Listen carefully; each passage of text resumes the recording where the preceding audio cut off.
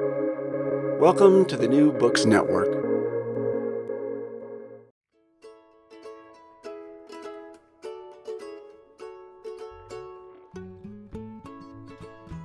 Hello, and welcome to Recall This Book, where we invite scholars and writers from different disciplines to make sense of contemporary issues, problems, and events. I'm John Plotz of Brandeis, and I'm joined today by my wonderful colleague, Yuval Evry, who is the Marash and O'Queen Chair in Ottoman, Mizrahi, and Sephardic Jewish Studies here at Brandeis. His research focuses on the cultural and political history of Palestine and Israel, focusing on Sephardi and Arab Jewish thought. And Arab Jewish thought is a category we're going to talk about a lot today. The Return to Al-Andalus was published by Magnus Press in 2020, and his current work, especially his forthcoming The Return to Sepharad and the Erasure of Al-Andalus, which is coming out, I believe, in Indiana Press. Is that right, Yuval? In 2024 or 2025? 2025. 2025, super. I can wait. Traces multilingual translational and cultural models that emerged in the beginning of 20th century Palestine-Israel, and explores how the fluidity inherent in these cultural models becomes a source of resistance to exclusive claims of ownership of land, text, traditions, and languages. And Yuval, it's great to have you as a colleague, and it's wonderful to have you on Recall This Book. Today's conversation is with Professor Avi Shlaim, who for 4 decades has been an influential historian of Middle Eastern politics and history generally, and especially of Israel's relation with the Arab world. And he is known as one of Israel's new historians, which I believe means that he is committed to presenting an unvarnished and a non-hagiographic account of the founding of the State of Israel, including in today's discussion, actions taken to hasten the flight of Iraqi Jews from their longtime homeland and into Israel. Among his, by my count, 8 books are his 1988 Collusion Across the Jordan, and very famously in 1999, The Iron Wall, Israel and the Arab World. But there are many, many other books, as well as an array of political writing and activism in the United Kingdom, where he has lived for many years. Most recently, and most germanely for this podcast, he's turned to his own Iraqi/Israeli/British past in a wonderful book called 3 Worlds, Memoirs of an Arab Jew. Not so much to write straight autobiography, although the autobiography itself is fascinating, but to shed more light on the history of the idea of the Arab Jew. And I'm a great admirer of his work generally, but this latest book was a special revelation for me, inverting many of the things I thought I knew about the coming to Israel of Mizrahi or Sephardi or Oriental Jews. Those categories all seem to come up. Teaching me the fascinating phrase cruel Zionism, which I had not heard before, and helping me understand how class and caste differences in Israel serve to deepen rather than erase ethno-nationalist ideologies that are currently on the rise or possibly even cresting in Israeli mainstream politics today. So, Professor Shlaim, thank you so much. Welcome to Recall This Book. Thank you. It's a real pleasure to be with you and with Yuval. Yeah. So, speaking of Yuval, I am going to do something a little unorthodox here, which is I'm going to ask us, I imagine a listenership. And when I think about my friends who are fascinated by topics in the history of the Middle East, I imagine listeners who probably are not as educated and erudite as the two of you are about the categories of what does it mean to talk about people as Mizrahi or Sephardi or Ashkenazi. So Yuval, I'm going to invite you to start us off by kind of setting the scene before we pivot to talking about Avi's wonderful book. So can I hand it to you? Oh, yes, of course. First of all, thank you. And it's a great pleasure to be here and to be in discussion with Avi. That I follow his work and admire his work for many, many years. As many of my generation of scholars, we were very much influential by Avi's work, part of the new historians that really changed the paradigm of how we write history of Israel, Palestine, how we critique national narratives in the Middle East. And I think that it was very essential and influential work. for all of us. And I had the privilege to meet Avi several times in Oxford, 2016 and to 2021, to 2021, and I heard from Avi that he's writing his biography and memoirs, and I was really intrigued about it because I didn't know a lot about his biography. He was a very renowned historian, but he didn't write a lot about his own background as Iraqi Jew. I learned about his Iraqi origin really late. I think it was from Ilan Pape. They told me because it wasn't there as something as part of his scholarly work, and I was very intrigued. And when I read the book, I was, not disappointed at all, and very much, it was it's a fascinating in many, many levels that we're going to talk about. And I was very, a bit surprised, but very happy to see on the cover of the book the category of an Arab Jew, or the memoirs of an Arab Jew. I think that here, Avi maybe is doing something that he's not used to, but he's putting his own identity in the cover of his own work. And working with identity is something that we're going to talk about. And the category of Arab Jew is this choice, I'm sure it's in purpose because it's there's many names for Jews that come from Jews of Arab lands that are common in the scholarly work, in the literature. Maybe for the American audience, the Sephardi Jews will be the most common one that they familiar with. It's going back to the expulsion of Jews from Spain in 1492 and the move to the Ottoman Empire, and that's something that is more common. It's also a halachic religious category, and that in America people probably are familiar that there is Sephardi shuls or synagogues and Ashkenazi synagogues. The Mizrahi category is the most common today in Israel. I think less outside of Israel. Mizrach mean east in Hebrew, and Mizrahi Jews are the name of of course they have the Oriental, if we're talking about Edward Said, the Oriental dimension of that kind of a category vis-a-vis the Western Jews that's supposedly to be Ashkenazi. We can problematize this, of course, category because most of the Ashkenazi Jews are coming from Eastern Europe. For many, many years in the 9th century, they were considered as the Eastern Jews for the Western European Jews. But that's definitely the most common category today. Arab Jews. Can I say that was even true in Brooklyn when my grandparents were coming up? My grandmother would make that distinction of the Eastern Jews, meaning Jews from Poland. And so I just cringe when I think about it. But that's a really helpful point. It's reversed itself. So the Eastern Jews from Europe are now, see themselves as Western, and and looking down at the Arab Jews or the Jews from the Arab land as Mizrahi Oriental, and also the Palestinian indigenous people. So we'll talk about it with Avi during the conversation. The last category, the Arab Jews, since the conflict between Israel and the Arab world, since Zionism came to the fore, it became the most problematic category, even though I think it's the most obvious category. In the Arab land, you have many minorities speaking Arabic.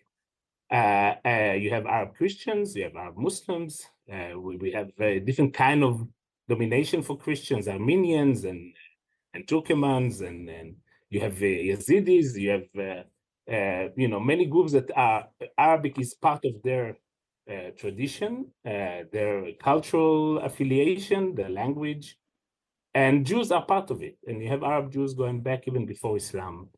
But this kind of category is becoming something as a contrast, because Arab and Jews from the early 20th century onwards are in confrontation. And you can be an Arab and a Jew together. Arab and Jew is the name of a conflict. I would just say that, I had one of my courses here at Brandeis is the history of the Arab Jewish, the modern history of the Arab Jewish culture. And many of the students that are coming to the class, they are sure that the course is about the conflict between the Arabs and the Jews. They don't think about the Arab Jewish as a hyphen that connects the two and not separated. Well, I'm grateful to you, John, for asking Yuval to go first, because he set up the context for my book much more ably than I would have been able to. My academic discipline is international relations, so it's all history from above, whereas in this book, it's all history from below. There is a vast literature, as you know, about the history of the Jews of Europe. But there is very, very little literature about the Jews of the Arab lands. So my book is an attempt to make a contribution to this second category of literature. And it's an unusual book. It's not a conventional autobiography. It's an attempt to tell a family history, and through it to tell a bigger story of the Jews, the Jewish community in Iraq in the first half of the 20th century, and yet to go a bit further back and to tell the yet bigger story of Iraq's history since the Second World War, and particularly the role of British colonialism in shaping modern Iraq. So the book isn't entirely about myself. The first half is impersonal, and the second half is about myself. So I think about it as my impersonal autobiography. And my wife read the book chapter by chapter as I was writing it. And one day she said to me, "Avi, I'm very worried. I'm on chapter 5 and you weren't born yet." I went to school in Israel from the age of 5 to 15. Then when I was 15, I was sent to school. I was about to be thrown out of high school in Israel, and my parents preempted and sent me to school in London. So the third world is London from the age of 15 to 18. And after school in London, I went back to Israel and I served in the IDF for 2 years. And then I came to England and I studied history at Cambridge and international relations at the LSE, and I've stayed here ever since. So the narrative goes up to when I was 18. But then there is a long epilogue in which I trace the evolution of my thinking about Israel-Palestine down to the present day. And I give the reasons why today I've given up on the two-state solution and advocate one state from the river to the sea with equal rights for all its citizens, regardless of ethnicity and religion. But the pivotal concept in the book is that of an Arab Jew. And as Yuval explained, this is a very controversial concept in Israel. Israelis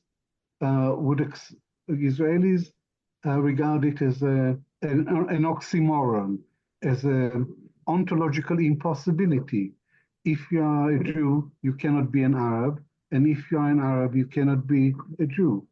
And I beg to differ, and it's not for others to define my identity. It's for me to define my identity, and now I define my initial identity as that of an Arab Jew, and there is no better way of defining my original, initial identity. I'm a problem for Zionists because they say there is no such a thing as an Arab Jew. And here I am, a living, breathing, standing, speaking Arab Jew. So that's a problem for them, but it's not a problem for me. Zionists don't like my book, and at all. And but in the Arab world, there's been a lot of interest in my book. I was interviewed extensively in the Arab media, and many articles were written about me and about the book in the Arab press. And the reason for this is not that I'm an important person or that this is a especially well-written book. The reason for this is that in this book, they see something that they didn't know. They are interested in this book because in it I evoke, I recreate a unique Jewish civilization of the Near East, which was blown away in the 20th century by the cold winds of nationalism. Anyone born after 1948 would have no idea that before the birth of Israel, the landscape was totally different. In all Arab countries, there were thriving Jewish communities in Lebanon, in Syria, in Iraq, of course, in Egypt, throughout the Maghreb, there were Jewish communities. And by and large, they lived in harmony with their Muslim neighbors. For my family and me, Muslim-Jewish coexistence was not an abstract idea or a distant dream. It was the everyday reality. So that's the point that the book makes, that Zionism changed the whole landscape in the Middle East. And from my perspective, it changed it for the worse, because it was an open space with pluralism, with religious tolerance, and after the birth of Israel, nationalism was the dominant force, and it was a divisive force. But you also make a very striking, specific historic argument about things that happened in Baghdad right around that time. And I was hoping you could say more about that, because that's kind of that's sort of a nub of the book, is the story you have to tell about how it was that the Iraqi Jewish community eventually was persuaded to move to Israel.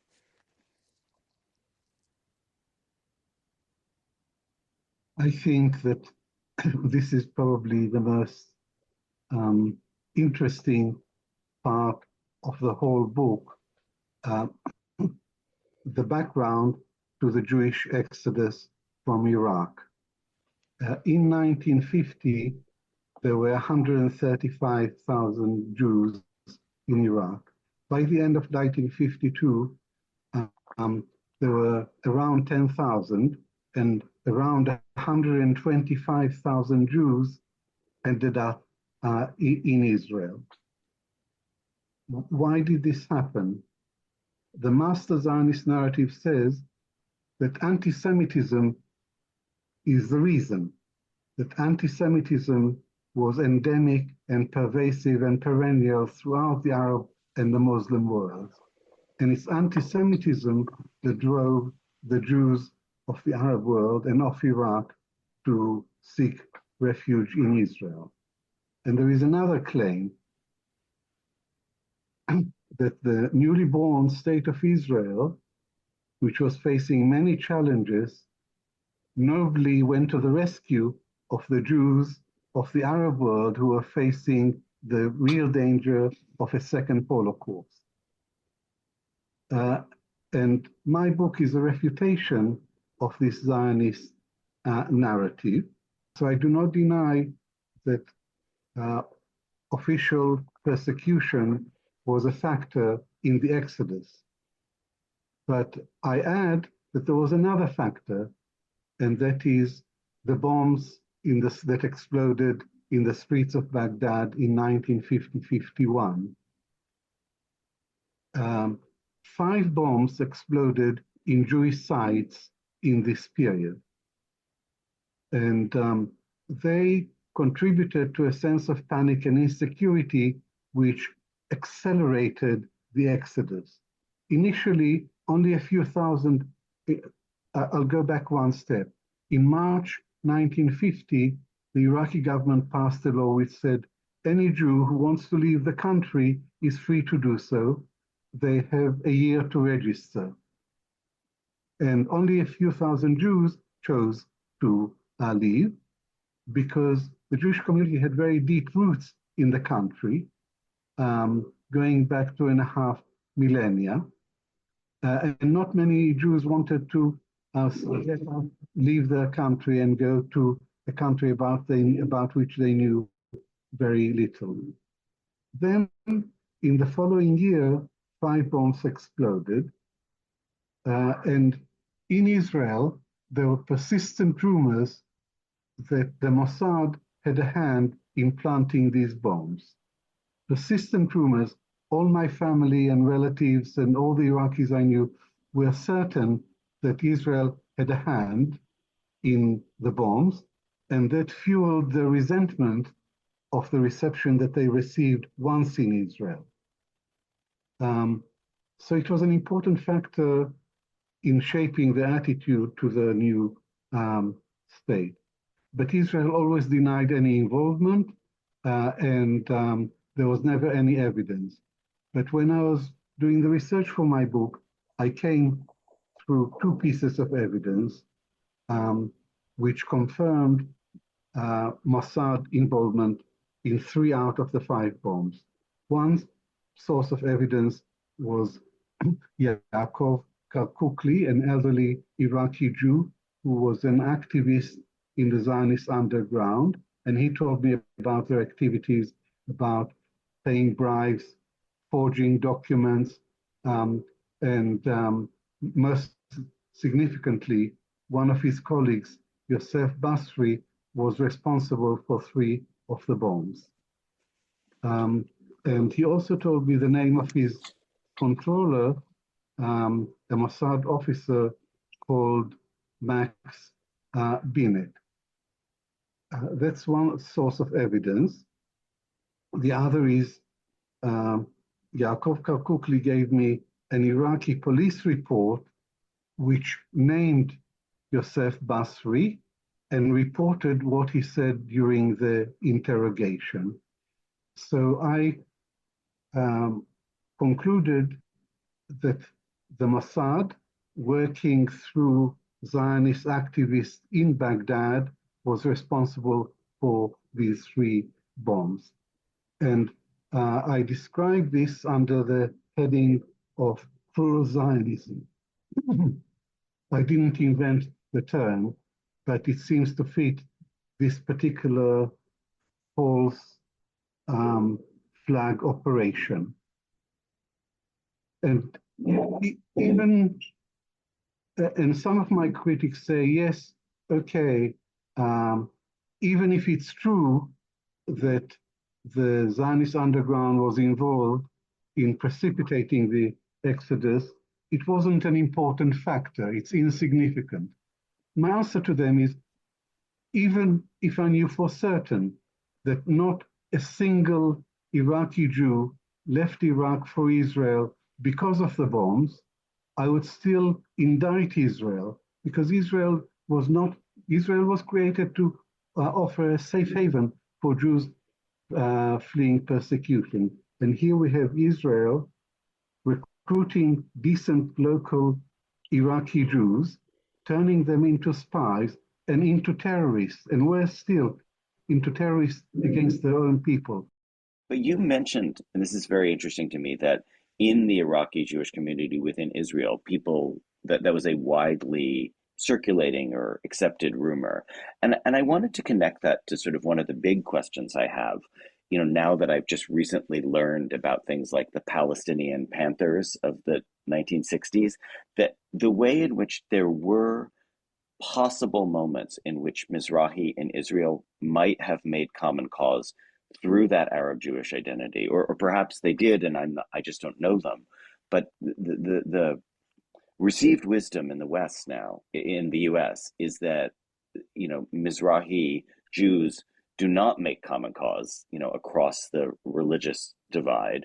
But you're describing a moment like when these rumors were circulating in the 50s and maybe up into the 60s, in which, people were suspicious of the way in which they had been brought and sort of placed within Israel's society? So I know this is a huge question, but do you have a sort of general account of how it is that the politics of the Arab Jew, that the Arab Jew as the category that might have had this kind of galvanizing political effect, but within the current day politics of Israel, it doesn't actually seem to operate that way?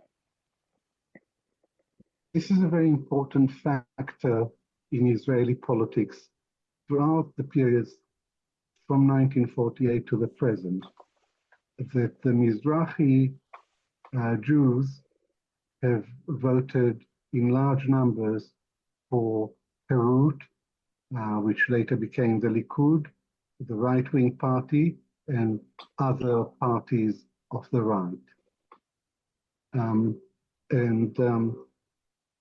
The official reason for this phenomenon of Jews from the Arab lands supporting nationalist parties and far-right parties in Israel, the official explanation is that these people lived with Arabs. They know what the Arabs are like. They understand the Arab mentality, in inverted commas. And they know that the only language that Arabs understand is the language of force. That's why they vote for right-wing parties.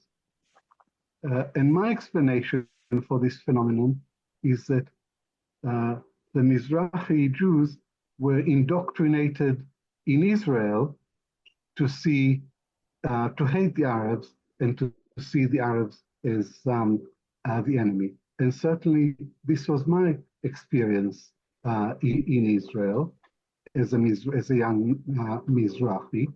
And there is another explanation for this phenomenon, and that is that marginal groups tend to adopt the values of the mainstream in order to establish their credentials as part of that society. And this is true of poor white Americans in America for voting for right-wing leaders. And it's true of the Mizrahim in Israel. They were a very marginal group, and by voting for nationalist parties, they established their credentials for being good patriotic Israelis. So it's the desire to belong as well. After telling the story of the bombs in Baghdad, I move on to the Lavon affair.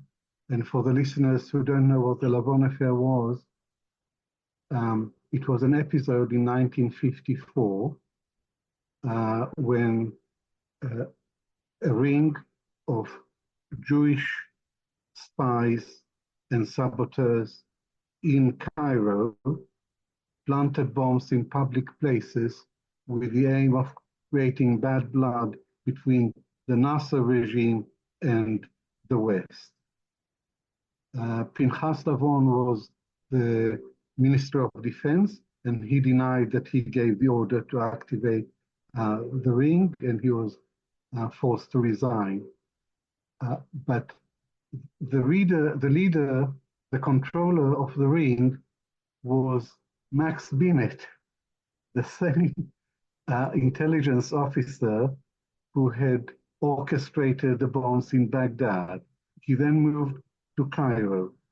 The operation was aborted. They were caught red-handed, and the whole ring was tried and imprisoned, including Max Binet, who committed suicide in prison. And no one could deny that this was an Israeli-run operation. And the local Jews paid for this with their freedom, with their lives. They lost their homeland. They suffered a great deal in the service of Israel.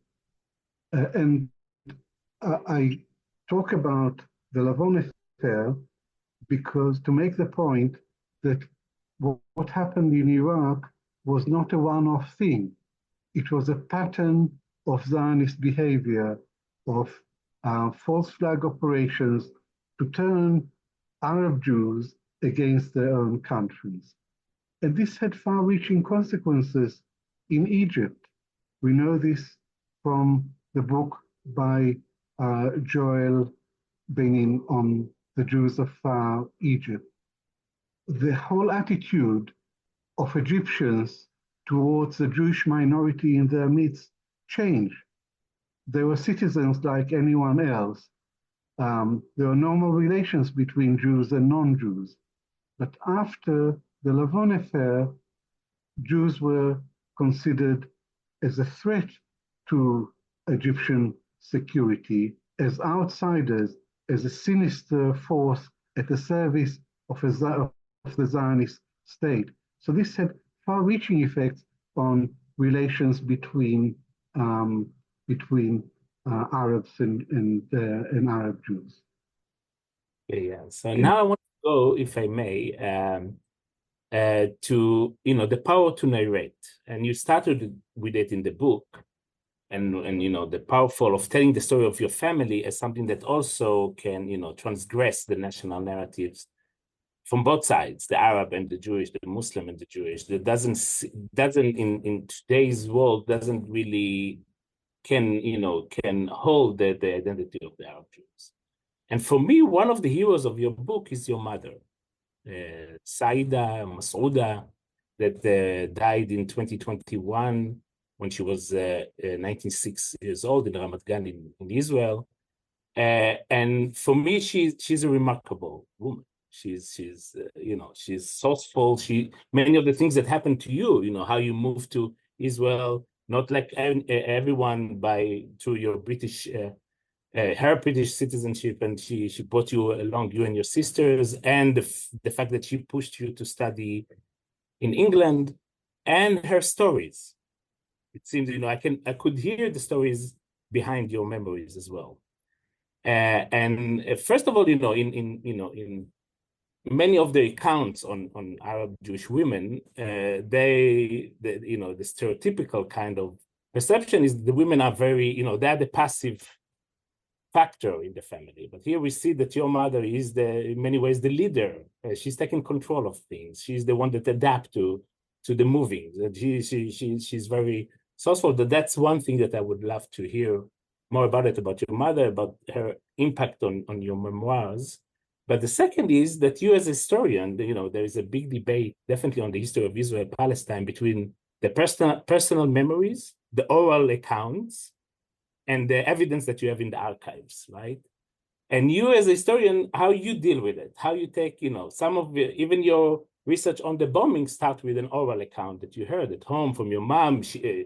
The person that you meet is your mom's friend and neighbor, right? And through that stories, you're getting into the archival and try to get other sources. But how you work with this oral and narration, what is the process, and as a historian and as a writer in that sense? My mom is both the main source for the early part of the book and the hero of the story.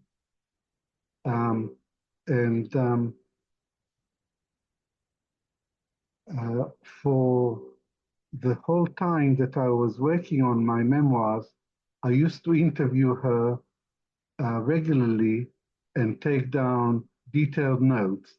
And there is nothing she liked better than talking about the good old days in Iraq. And she was herself quite a remarkable woman. First, her education. She went to the Alliance Israélite Universelle in Baghdad, which was a network of Jewish schools throughout the Ottoman Empire. And in that school, they taught the 4 languages, French, English, Arabic, and Hebrew. But the teaching language was, the medium of teaching all the subjects was French. And when my mother was in her 90s, if anyone dared suggest that she was dementing, she would declaim Archimedes' law in French. And I say this because Ashkenazi Jews tend to look down on Mizrahi, on Arab Jews as backward, as uneducated. But my mother was much better educated than the women of Eastern Europe and much more Western in her education and outlook. And my mother also talked to me a lot about what it was to live in Iraq, to be patriotic, to feel a sense of belonging in Iraq. And she recalled that when she went to school, King Faisal I visited her school accompanied by the chief rabbi. And that then from my work as a historian, I gather that Faisal I really embraced the Jews and regarded them as a very positive force in nation building in Iraq.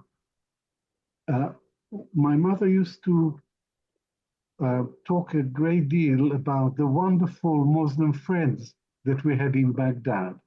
And one day I said to her, did we have any Zionist friends in Baghdad?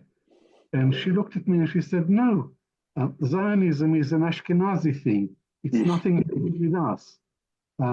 So her attitude was typical. We were Arab Jews. We lived in Iraq. We were Iraqis whose religion happened to be Jewish. But first and foremost, we were Iraqis. We had deep roots in the country. We loved the country. We felt that we belonged there. We had many friends there. And the last thing in the world that we wanted was to up sticks and go to and live in Israel.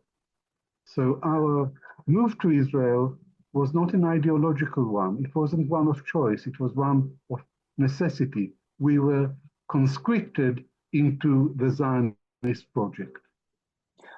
Avi, can I connect that to the title of your book, that it is three worlds you're talking about? And you mentioned how long you have now lived in the UK. And I was thinking, I wanted to know, in a way, there's a hypothetical version of this, which is unanswerable, which is, had you not gone to the UK, had you stayed in Israel, do you think your work could have been the way it did you need to be outside of Israel, Palestine, in order to have the perspective you did? But there's a second side of it too, which you really brought out with the Alliance Universelle Israélite, which is that Britain isn't just it's not just any incidental Western country to which you arrived. It's also the colonizing country of the area. So how much that colonial status affects your experience of being British now and being in this third world? I'll start with the latter. British colonialism is a very important factor in this story because Britain invented Iraq after the collapse of the Ottoman Empire. Britain ruled Iraq, and Britain played the imperial game of divide and rule. So it played this game between the different minorities, and it privileged the Jews and the Christians over the Muslims, which created resentment on the part of the Muslims. And there is a famous pogrom against the Jews in Baghdad in 1941. And Zionists say, this is typical of the pattern anti-Semitism led to this pogrom. And I say, no, it was an isolated event. And British colonialism was largely responsible, and the policy of divide and rule, for the attack on the Jews in 1941. So the colonial factor is all important. And this reminds me that Yuval once wrote that the logic of the Ottoman Empire was pluralism. The logic of the British Empire in the Middle East was nationalism. Nationalism is a very divisive force. That's about the role of Britain in this story, which is a very important one. And now I want to go back to the first part of your question. Would I have written what I've written and become what I've become had I not left Israel? And the answer is a categorical no. If I'd stayed in Israel, I would have been a very, very different individual. I was indoctrinated at school and in the army. The only version I knew of the Arab-Israeli conflict is the Zionist version. They taught us a great deal about the history of the Jews in Europe, but they never taught us anything about the history of the Jews in the Middle East. And the land was partitioned in 1948, but our history was also erased when we went to Israel. So the only history in Israel was pro-Zionist history written by Ashkenazi Jews. The history of the Jews in the Arab lands was completely erased.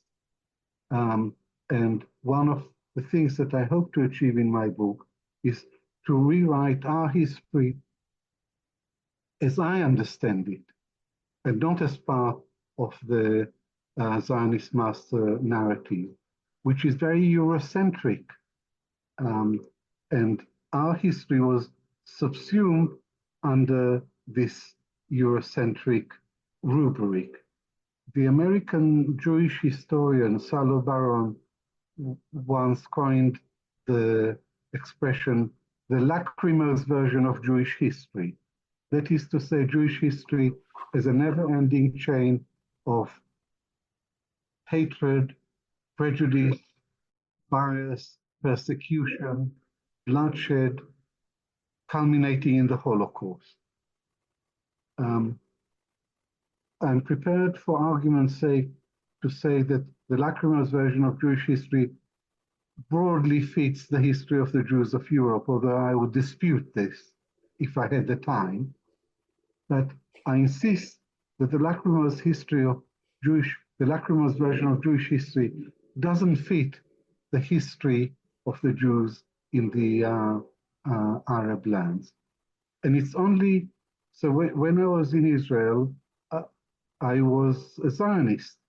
I had, when I served in the army, I had deep conviction in the justice of our cause.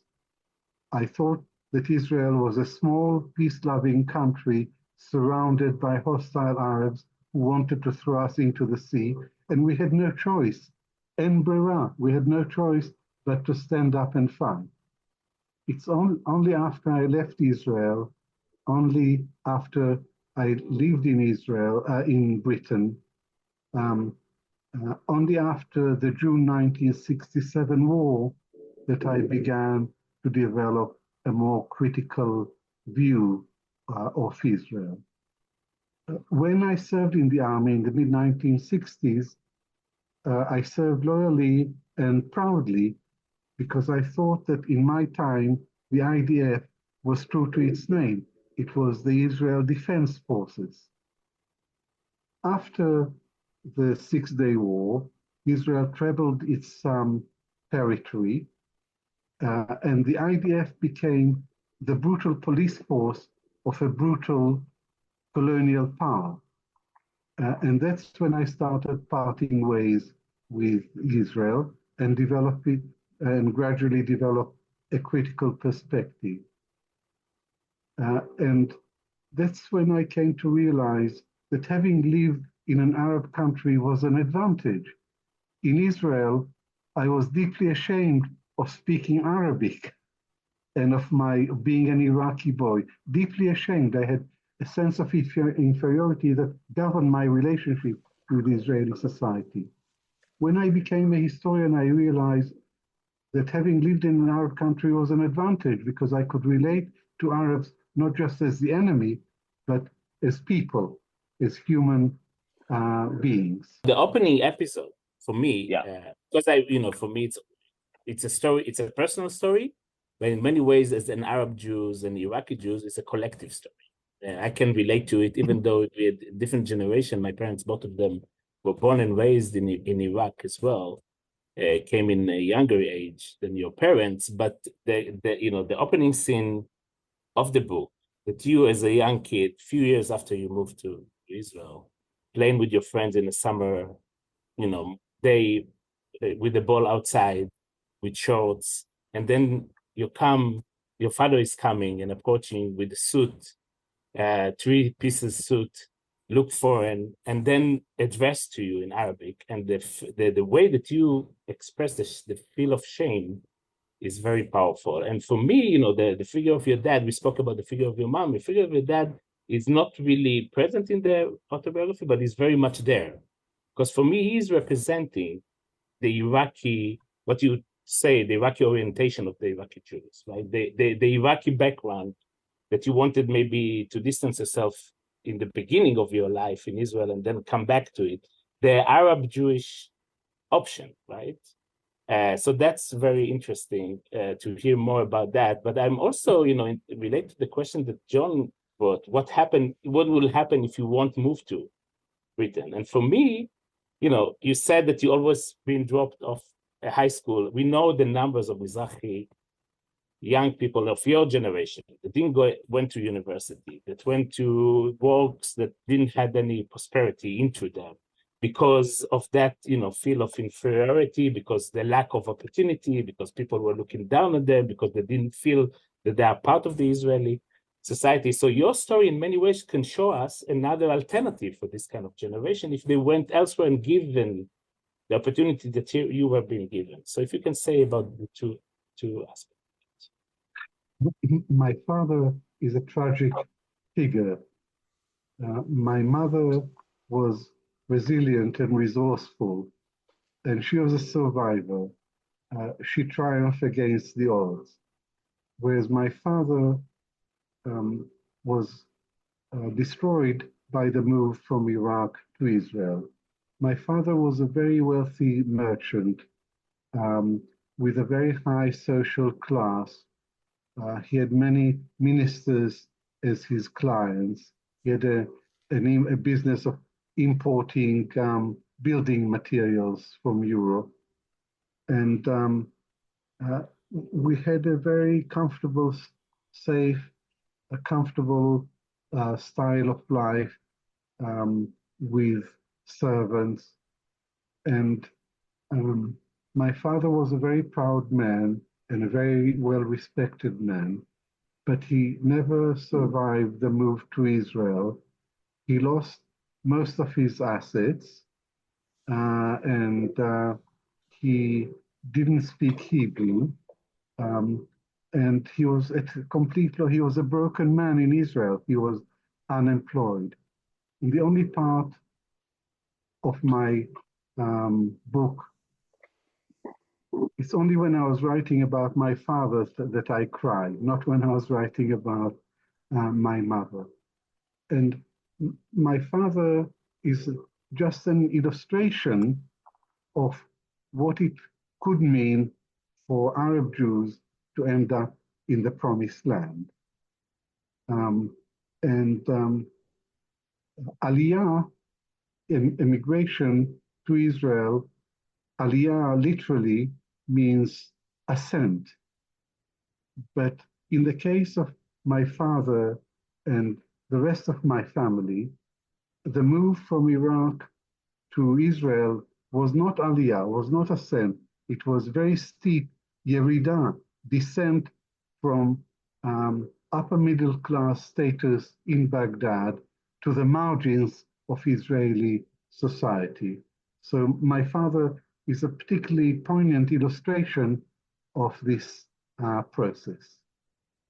We are doing this conversation when in Israel-Palestine there is horrific war, violent and death in Gaza and in Lebanon. The future, we don't know a lot about what's going to be in the future, but it seems that this like a conflict that is part of the book is getting worse and worse since the book was published. So I was maybe if you can end with saying something about how this, the fact that we spoke about the Arab Jewish narrative or the possibility of telling the history of Israel, Palestine, and the history of the Middle East through that kind of narration. Can it be helpful for us to reimagine a different future for Israel, Palestine? I think so. And to put the ghastly war in Gaza and the genocide in Gaza in historical perspective, I would say that Zionism and the State of Israel is a settler colonial project. And the logic of settler colonialism is the elimination, the displacement or the elimination of the natives. And Noam Chomsky once observed that settler colonialism is the most extreme and vicious form of imperialism. The Palestinians for the last century have been at the receiving end of Zionist settler colonialism on the one hand, and Western imperialism, first under Britain, then under America, on the other hand. The current war in Gaza is the climax of Zionist settler colonialism. It's another example of what in my book I described as cruel Zionism. And it's not a war just between Israel and Hamas. It's a war between Israel and the Palestinian people, with Israel being backed to the hilt by imperialist America. So the war in Gaza is the culmination of a process of settler colonialism, which involved ethnic cleansing. There was a Nakba in 1948 when 750,000 Palestinians became refugees. Palestine was ethnically cleansed.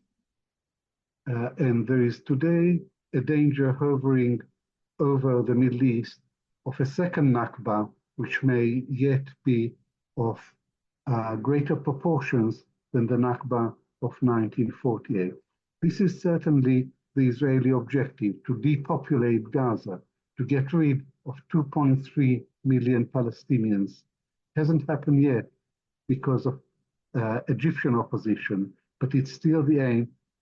And at the same time, when attention is turned to the conflict in Gaza, Israel has intensified and accelerated the ethnic cleansing of the West Bank. So these are the consequences of settler colonialism. Now, can the past teach us anything about the future? That's what I say. I answer this question in the epilogue to my book. And I say that today, any kind of peaceful solution is not conceivable. I used to support a two-state solution to this conflict, but Israel with settlements has killed the possibility of a two-state solution. So I now support one state with equal rights for all its citizens. And my own background, my own experience of living in an Arab society helps me to think differently about the future because Muslim-Jewish coexistence was not something remote. is something very concrete, something that we touch, because the everyday life that we experience. And therefore, for me, it's not impossible, even in the context of the cruel war in Gaza, it's not impossible for me to imagine peaceful coexistence. And therefore, the history, not just my family's history, but the history of Arab Jews in the Arab world before 1948, encourage us to think that a future solution, a peaceful solution to this conflict is yet possible. Well, I think we should end on that bright note. It may be only a hypothetical brightness, but I think that that power of imaginative, the resources of the past for imagining the future, that's a good note. So at Recall This Book, as you know, Avi, we like to wrap things up with a section called Recallable Books, where each of us names an older book that those who enjoyed this conversation might enjoy. So can I ask you if you have such a book you'd like to recommend? Yes, the book I would very, very warmly recommend is by Ella Shohat, and the title of the book is On the Arab Jew, Palestine and Other Displacements. And Ella Shohat is of Iraqi descent, an Israeli who is now a professor at New York University, and she's a leading cultural critic, and her book is a book of essays, and the pivotal concept is that of the Arab Jew. She explains in detail what it means, and for her, as for me, the hyphen unites. It's not a hyphen that divides Arabs from Jews, as Yuval said earlier. And Ella is a foremost critic of Zionism, and she draws parallels between the experience of the Palestinians and the experience of Iraqi Jews. The Palestinians were displaced in 1948. We were also displaced. And she makes the point that it was the same Zionist colonial institutions, the same Zionist mindset, the same methods that brought about the ethnic cleansing of Palestine that also brought Jews from the Arab world to replace them. So I very warmly recommend the book by Ella Shohat. Great. Thank you. And Yuval has just recently pointed me to a couple of her earlier essays, and she's amazing. So definitely. So First of all, I think I need to second what Avi suggested about Ella Shohat. Ella Shohat, a groundbreaking work from the 1980s onwards on the category of the Arab Jews, influenced all their scholars writing about it since then. So she's very important. I will mention the book by Yehuda Shenhav, The Arab Jews, that was published by Stanford Press. And there is a chapter, a very important chapter, about the property of the Iraqi Jews that also Avi mentioned in his book. And so it's another account of that kind of issue. And I also recommend, in the case of the Iraqi Jews, because of the absence of historical works on this kind of a history, novels became a very important source of this kind of historical novels became a very, very important source. One of them is one of the writers, Iraqi Jewish writer, is Shimon Balas. That one of his novels, a wonderful novel, was published also in English, was translated in English, called The Outcast, that I would definitely recommend reading. And also Sami Michael, another Iraqi Jewish of his generation, and his novels also bring this kind of a history through novels, the history of the Iraqi Jews, the history of this kind of Arab Jewish identity, and being in between is also there for readers. that's great. And I'm going to go a different direction entirely, which is that I really Avi, when you were talking about that issue, the sort of generation gap with your mother and father, I was actually thinking about what a familiar American story that is. The, immigration by way of erasure of the earlier culture, which in America is so often just depicted as purely valorized, what it means to, look nostalgically back at an outmoded culture and then, move into the great modern world, which is usually Manhattan. So I was thinking about Alfred Kazan's wonderful trilogy, A Walker in the City from 1951, and then starting out in the 30s from 1965, and the New York Jew from 1978, in each of which I think that question of the kind of the spark of potential difference from the earlier generation, from his aunt, his mother, his grandmother, I think, he really is struggling with that way in which one could doubly belong, or one could only succeed, by basically leaving Brooklyn and going up, to the New York Public Library and finding a new identity there. So you helped me think about the ways in which that American story, we paper over some of the roughness of that. And I think Kazan is an example of someone who lets you see the costs as well as the advantages of the assimilation narrative.